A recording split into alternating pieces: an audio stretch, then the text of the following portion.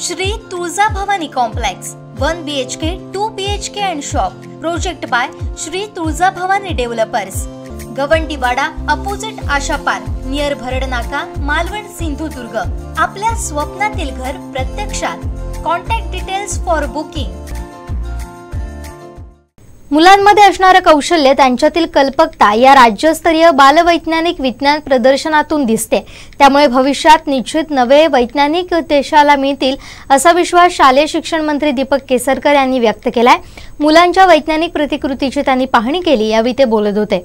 राज्यस्तरीय बालवैज्ञानिक विज्ञान प्रदर्शन सावंतवाडीमध्ये होतं आणि 5 दिवस हे प्रदर्शन सुरू असणार आहे। शालेय शिक्षण मंत्री दीपकभाई केसरकर स्वतः या प्रतिकृतींना भेट देत आहेत, मुलांची चर्चा करतात। भाई, काय सांगाल, एक मोठा उत्सव सावंतवाडीत होतो आणि नवीन वैज्ञानिक शास्त्रज्ञ हे घडण्यासाठी एक महत्त्वाचं पाऊल आपण उचललेलं आहे। खरं तर हे विज्ञान प्रदर्शनाचं 50वे वर्ष आहे आणि 50वे प्रदर्शन घेण्याचा मानसुद्धा महाराष्ट्राला मिळालेला आहे आणि हे प्रदर्शन नुकतंच आपलं जे बालेवाडी स्टेडियम आहे इथं संपन्न झालं आणि आता या वर्षीचं हे प्रदर्शन आपलं राज्यस्तरीय प्रदर्शन आहे, जे पहिल्यांदाच ग्रामीण भागामध्ये होतं। ग्रामीण भागामध्ये प्रदर्शन घेत असताना अनेक अडचणी असतात, मुलांची राहायची सोय कुठे करायची, परंतु कोकणातल्या मुलांनासुद्धा महाराष्ट्राच्या मुलांमध्ये किती टॅलेंट आहे हे बघायला मिळालं पाहिजे, त्यांनी त्याच्यापासून काहीतरी शिकलं पाहिजे आणि महाराष्ट्राभरातून आलेल्या मुलांना कोकणचं सौंदर्यसुद्धा निहाळता आलं पाहिजे।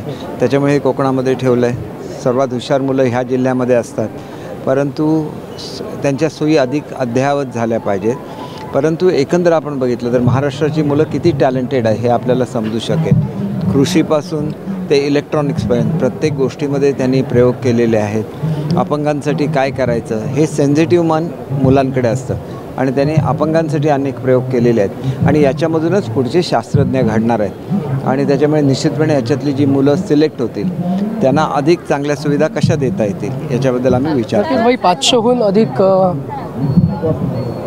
नक्कीच आपण पाहतोय तर शालेय शिक्षण मंत्री दीपक केसरकर स्वतः या ठिकाणी प्रत्येक प्रतिकृतीला भेट देतात। विद्यार्थ्यांची त्यांच्याकडून अपेक्षा आहे की आपल्या प्रत्येक प्रतिकृतीला त्यांनी भेट द्यावी, आपलं कौतुक करावं आणि त्याच पद्धतीनं जवळपास 500हून अधिक प्रतिकृती आहेत ते ह्या विज्ञान प्रदर्शनामध्ये सहभागी झालेले आहेत आणि मोठा उत्साह जो आहे तो पालकांमध्ये, शिक्षकांमध्ये आणि विद्यार्थ्यांमध्ये पाहायला मिळतोय।